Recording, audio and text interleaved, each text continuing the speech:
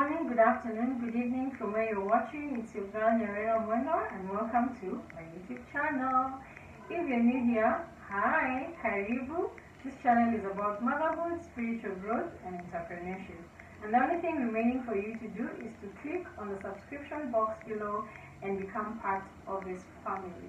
If you're coming again, you're returning again to watch my videos, thank you so much. Like I always say in most of my videos that it inspires, it encourages me, and it motivates me to even continue doing what I love doing. In today's video, my guest is going to talk about her journey as a creative. Allow me to start with a quote that caught my eye even as I was doing this presentation, that an artist sees what others only catch and deletes all. Stay tuned, I'll be right back.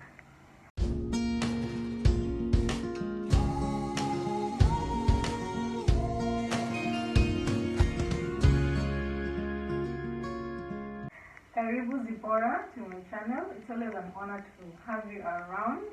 And for my viewers who don't know you, can you tell us who Zipporah is and what you do? Thank you so much, Grace, for this opportunity. I ask everybody to just subscribe to my channel because she's amazing and what she's doing is honestly amazing. So my name is Zipporah Irari. I am an artist. As you can see some of my paintings at the background. Yeah, so let me say I do abstract paintings, and subtitle is I'm an expressionist artist. So what that means is that mostly I paint paintings that evoke emotions. Like I use colors to try and bring out warmth, happiness, joy, and all that. Yes. Wow, amazing. I didn't know that aspect, the emotion part. That's really amazing. Yeah. So, Zipporah, share with us your earliest memories in art.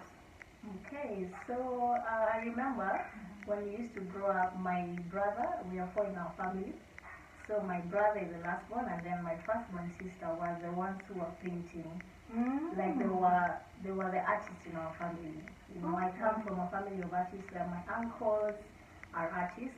So now coming to my home, my brother and my sister are the ones who are like drawing and painting. So I used to really envy them. I used to say, how come they are blessed more than me? Like I want to be like them. You see, growing up, I just wanted to be unique because I'm the middle child, I'm the third born. So I just wanted something that would make me unique. So I remember one day I took a book. It was, I think, a children's book, Gospel. And then I drew the character in one of the stories. And then I put it on the table like I didn't tell anyone. So when my mom came that evening, I told her I'm the one who drew. Do you know she couldn't believe me? Like she was like, no, she never seen you do that. Yeah, it's always been your sibling. Exactly. And I remember I will never forget that memory. She never believed it was me. So I think it was that good, or yeah, it was really surprising. It was very, yeah. And from that moment, I didn't pick it up later, but I knew, there is something that God had put in me, which I came to develop later in life. Wow. Yeah. So I'm thinking now in high school, not all of us in high school knew what exactly they wanted to do in their career. So you probably finished primary, you've gone to high school. Was art in your mind? Yes. So in primary, what I remember mostly is that I loved performing arts, which is music.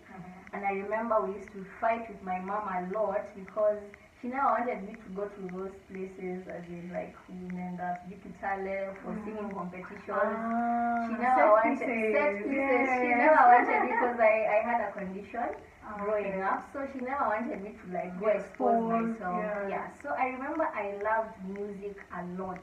Like I loved singing, performing arts. Then when I went to high school, I wanted to do music.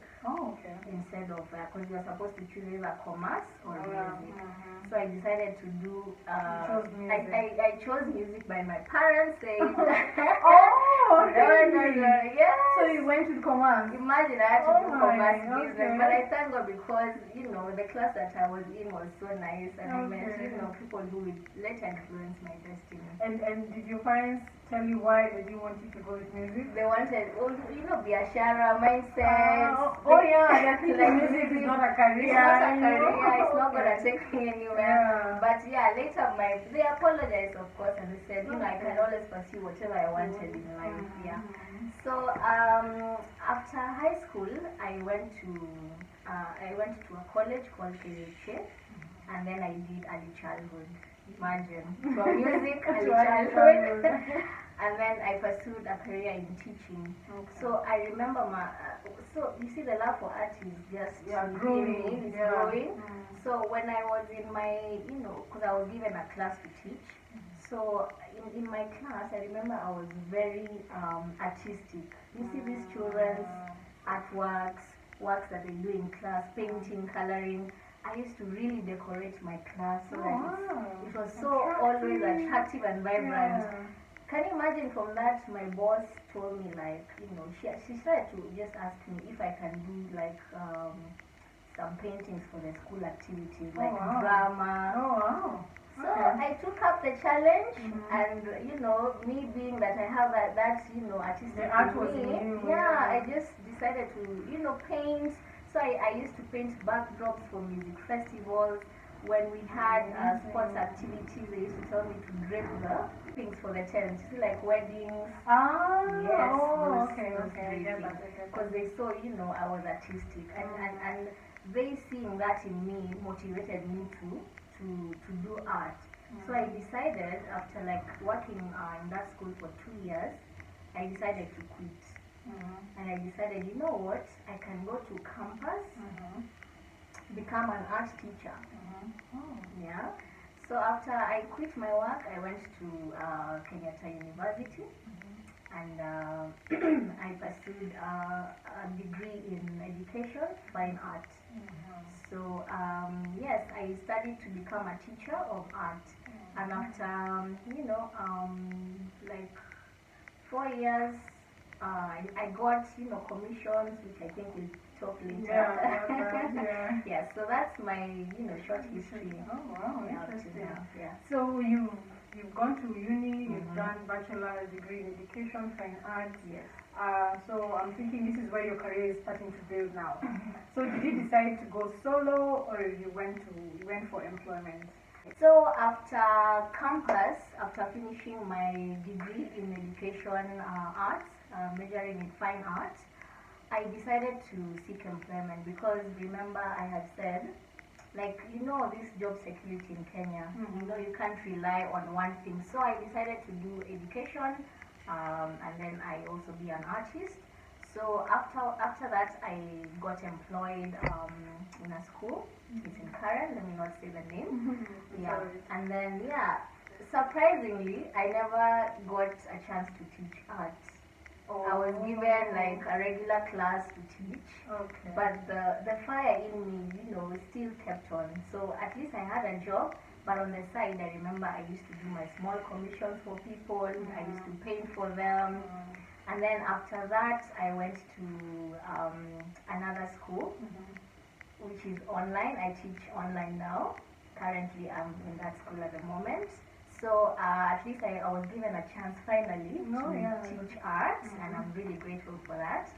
So so you see, I got to do, I killed two birds with one stone. Like, I'm in employment, and I'm also, doing your commissions and art here and there. Exactly. Like, people ask me to come and go for them, and I do. I also like do exhibitions in malls, and my own organized exhibitions as well.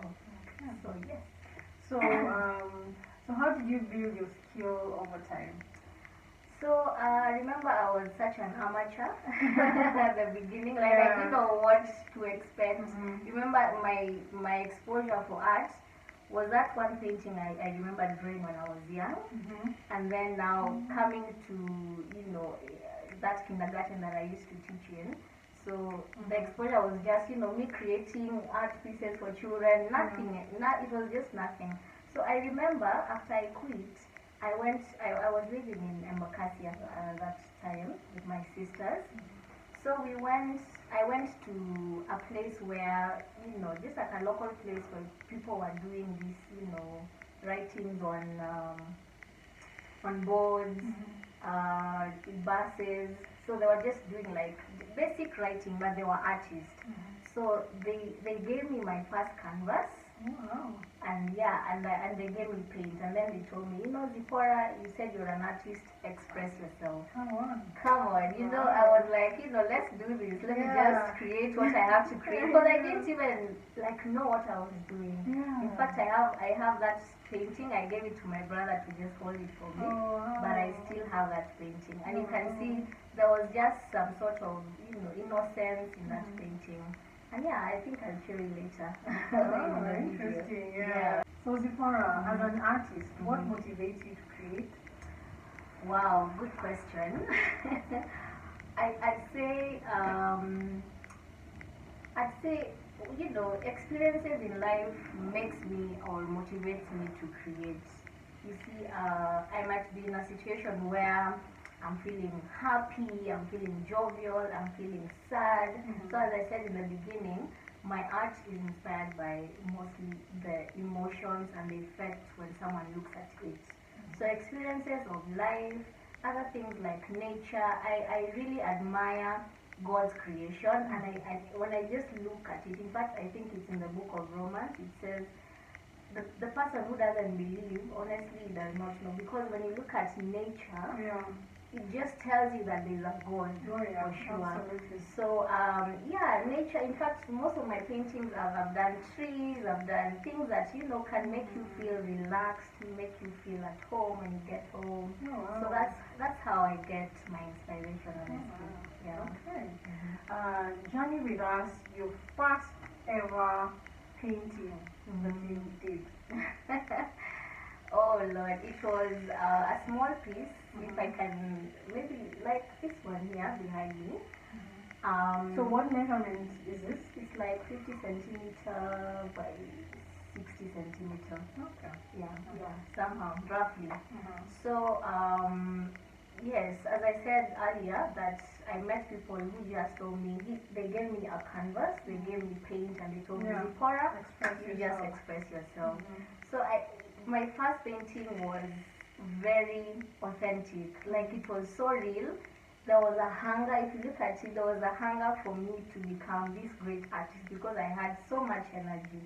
And after that, I remember I just didn't stop painting. Like I just felt an urge to paint.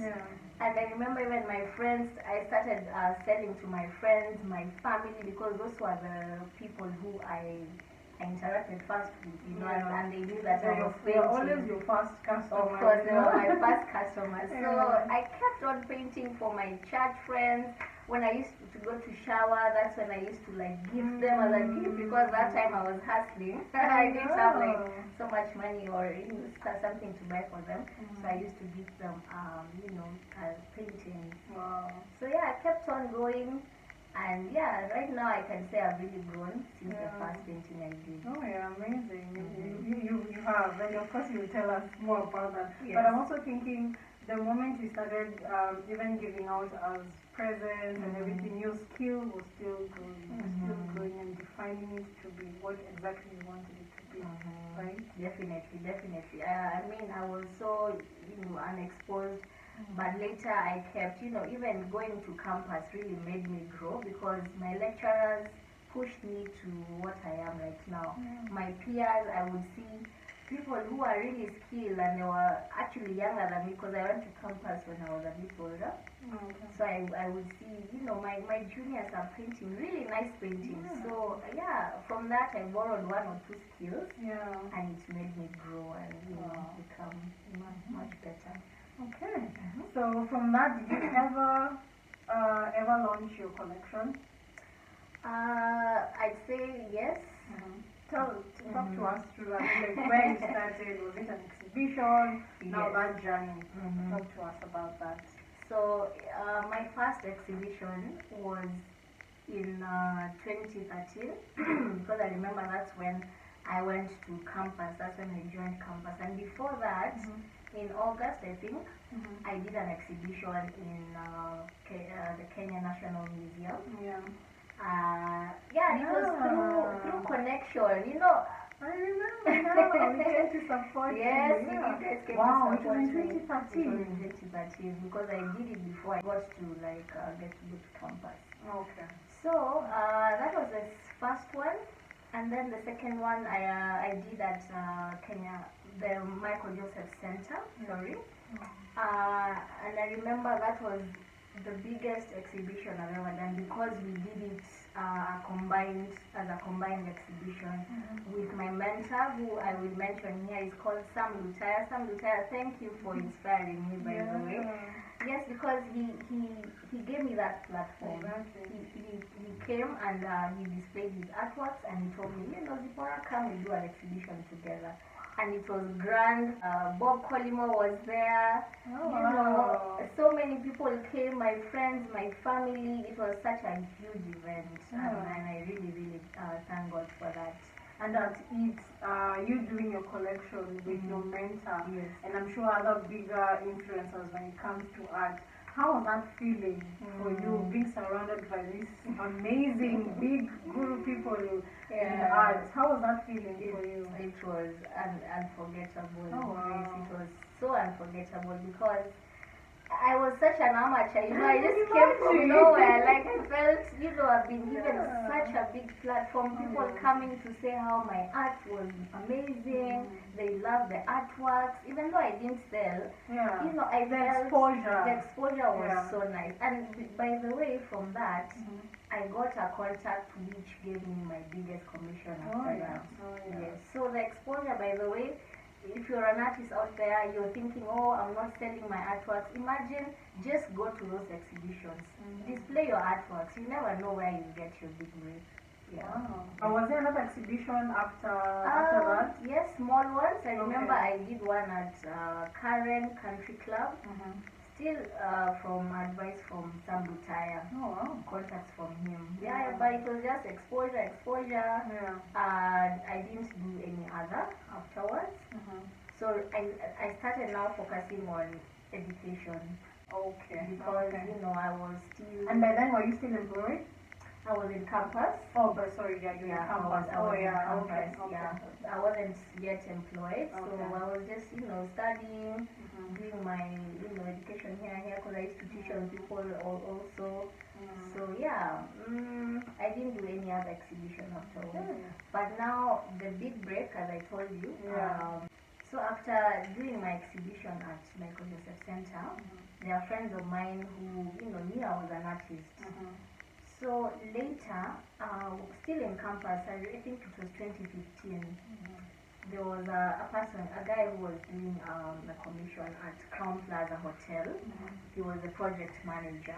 Okay, so I got a call from this guy, and he asked me, Zipporah, do you know any artist who can actually come and supply paintings at Crown Plaza? So me, in my mind, I'm thinking these are realistic kind of artworks, which for me, I was still an amateur, because remember I told you I developed a love for abstract art, which are not very defined, very realistic. So I was like, I started referring people, other artists, without thinking about myself. I was like, I can't do this. And then something just told me, why don't you ask what the art pieces look like? Hey, so when he sent me, he actually gave me a template. He said, these are the kind of artwork that the guy wants in his hotel. So when I looked at the paintings, they were so abstract, they were so mean, something that I loved, and I said, oh my goodness, I told him, by the way, Andrew, I think I can do this commission. I can deliver. I can deliver. This is what I do. This is what exactly I do. It's not something that is hard. And then even though the commission is big, I can subcontract, my fellow artists to come and help me. And he told me, okay, if you believe in yourself, you know what, just come. Talk to the owner, express yourself, give him tell him that you can do this. And I went for an interview. I remember there were other artists as well, because I wasn't alone. And I spoke my heart, and I just expressed, and I said, you know what, I think I can do this commission. So was the theme all abstract? Yes.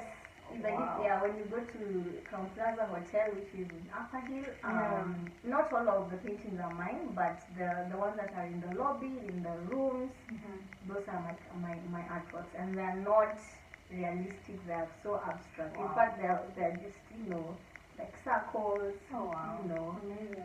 Just playing with color as I loved. So how many in total paintings did you do? The first commission I was told to do 104 paintings. Then the second one was 40 paintings. Oh wow. Yeah, and the first one was extremely huge. Like they were very, very big. 3 meters tall. Oh wow. Yeah, 2 meters. Yeah. Very, very huge. That was huge. I thank God. Oh, that was your breakthrough. That was my your first big check, right? Yeah, exactly. That was my first big check. And a very important question that I want to just shoot is even as you were doing this big project, remember I talked about how the smallest project you did, you remember? And now you're coming to do a bigger project. Yes. Talk to us, what factors went in terms of pricing? Did you have to consult? I mean, what goes in when it comes to such a big project? What do you consider? Yeah, good question. In fact, I think that's something that people need to be educated about, because I remember it, I kind of underquoted the paintings that I did. All of them? All of them, because it's your bargaining power at the end of the day. Yeah, because this is a big hotel. You know that these people can actually give you that kind of money that you want, but how you express yourself, how you tell them, how you value your artworks depends on how they're going to charge it. So it wasn't bad, by the way, and I'm so grateful for that. But I think you need to look at the kind of client you're selling to. You can judge. You can go and sell to a person and they actually downgrade your artwork if you sell them like 2,000. Oh yeah. So it depends on the kind of client you're selling to. And of course the size, you look at the size, the time of, amount of time you've worked on your painting, the kind of media you're using. There are some paints which are very expensive, some are not that expensive, but those are the factors that you look at. So yeah, I think this is not everybody has figured this out, but I can imagine. Yeah, so I think you need to really get educated, get advice from other artists on how to do it. Don't just go somewhere blindly. Like when you're given a commission, have so much background information. Oh yeah. And again, also it's more of a business. You have to look at what cost is coming in. Exactly. How exactly like the amount of money you're going to use in those paintings. Exactly. Yeah. You can't underquote and then spend more on buying the materials. You make nothing. Very, very true. So like you say, get more information and get to know what exactly will go into this painting. Remember you talked about you dealt with 30 centimeters to probably such small ones like 30. This is 50 by 60. And others which are even bigger than those, like 3 meters tall. Yeah, 3 meters tall. So of course those nitty-gritties you have to really put in consideration. Yes, very true. Don't go blindly in any kind of work. Because you might do a commission and then end up with nothing, by the way. So make sure you do your thorough background check. So Zippy, how do you define success as an artist? How do I define? I think when people affirm me, like for example, when someone believes in me and says, Zipporah, you got it, you got the talent, you can do this. I mean, that really gives me so much pride, so much joy, and I really count that as success. Another thing that can make me feel like I'm successful in what I'm doing is maybe inspiring someone. Like for example, with the artworks that I'm doing, if someone can come and say, Zipporah, you inspire me to do this and that. I've walked through this journey. You've walked through this journey with me. You're the one who helped me do this and that. For me, I count that as my biggest blessing. And I've done a couple of mentorship, especially for children.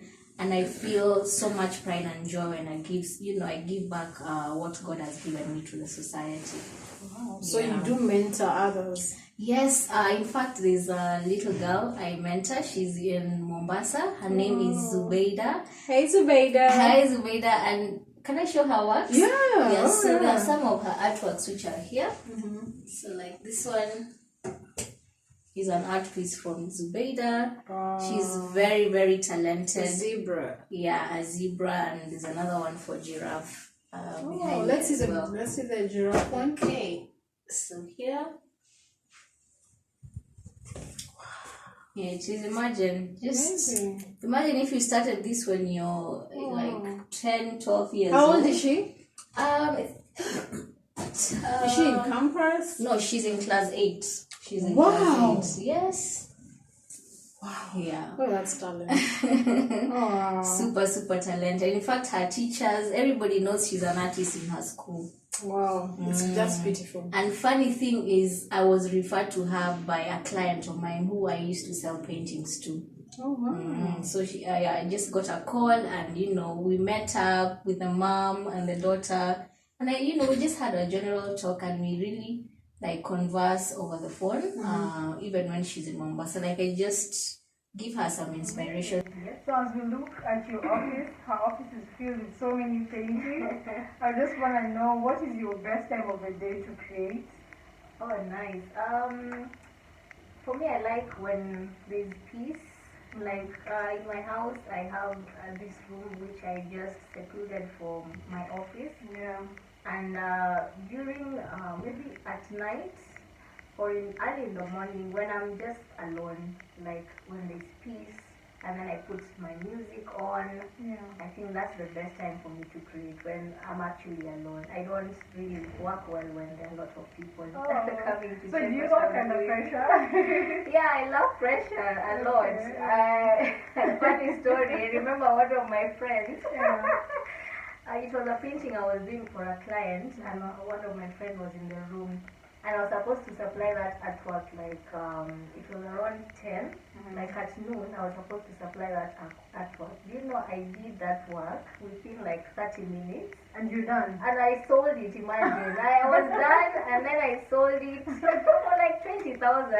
My friend always reminds me of that moment. Like I really like working under pressure, where I think that's when my inspiration comes from as well. Like it comes a lot when I'm under pressure. So are you going to show us today something? Are you going to draw something for us? Yeah, we can have an activity together as well. Yeah, I would also love help to. me. I will try. Yeah, so I'm going to I will use try. pastels to do that. Okay. Before even you jump right into it, who are your biggest influencers when it comes to art?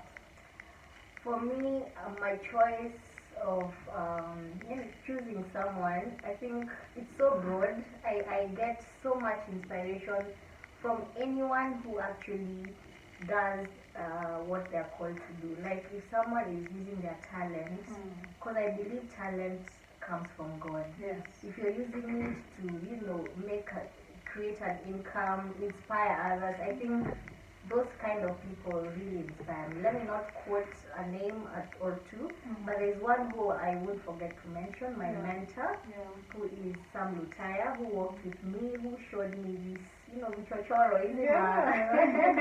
Yeah, he told me, like, he guided me in the work of being an artist, and I'm really, really grateful to Sam Lutaya. He really inspired me.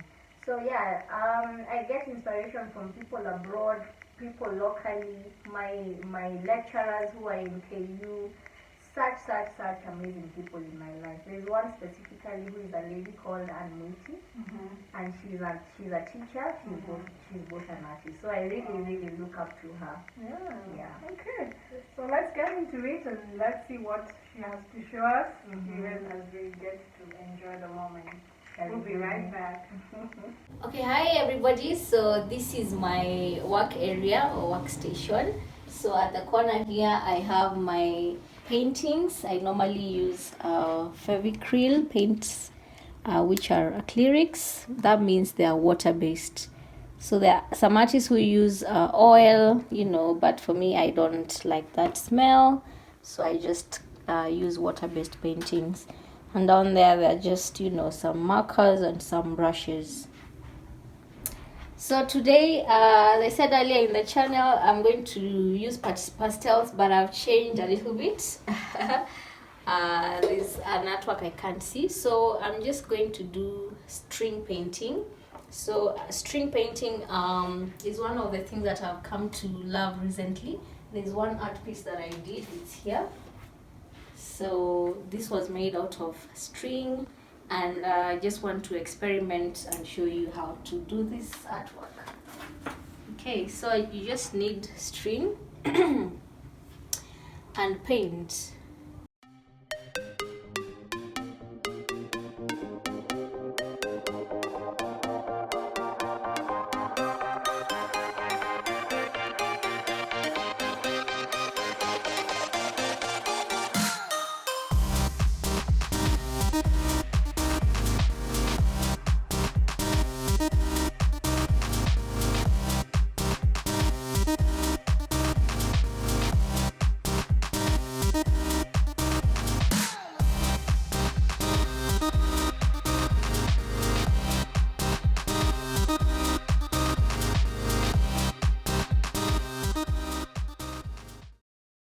So that was an amazing exercise, and just to have a feeling of what goes in your mind, and even you actually doing the thing, the art, you know. So maybe your parting shot. Okay, so first of all, thank you so much, Grace, for your time. I really enjoyed this interview, and I know you're going places with your, you know, YouTube, you being an influencer. Yeah, so you really inspire me. So I think my parting shot is to just tell people to tap in their purpose. If you don't know your purpose, then you're not living your life. God has a purpose for everybody, and for me, I remember I prayed to get what I have right now. I used to tell God, I want to be different. I want to feel, you know, I want to do something that I really enjoy. So God actually showed me where I need to be, and for that I give Him all the glory. So tap into your purpose. Whatever you like doing, whatever your heart beats for, that is mostly, you know, what really it starts to define your purpose. There are so many things, but that is one of the things. So tap into your purpose, believe in yourself, and just put God first in everything that you do, and dare to dream. Another thing is that artists out there, you need to work with a mentor. You need to have someone who guides you, who knows much more than you do. For example, someone who has done more exhibitions than you do. They know what's popping, what's trending in the market. Because as much as you can be a great artist, you can just be at home sitting alone and nobody will recognize your work. You just need to venture out there, look for someone who you can work with in this journey, and just believe in yourself. Remember what I did at first as well. I started. I took a leap of faith. I drew my first painting even when my mom didn't believe me, but now she supports me, by the way, like fully. She doesn't even believe it's me. But yeah, you just need to start. If you feel you have a calling for art, you know, even the young ones that I teach, if you feel like you have a gift, if you see your daughter or your son parents out there, believe in them, by the way, because they are doing their purpose, they are living their lives, and art pays, by the way. Like you can get an income, you can get a coin out of art. So believe, push your children to just venture out and follow their purpose. Wow. Yes. Amazing. Thank you so much, Zippy, again and again for coming to my show and sharing your journey. I believe you've all been inspired, you've all been encouraged and motivated. So for me, all I'll say is God bless you. Until we meet again, it's adios.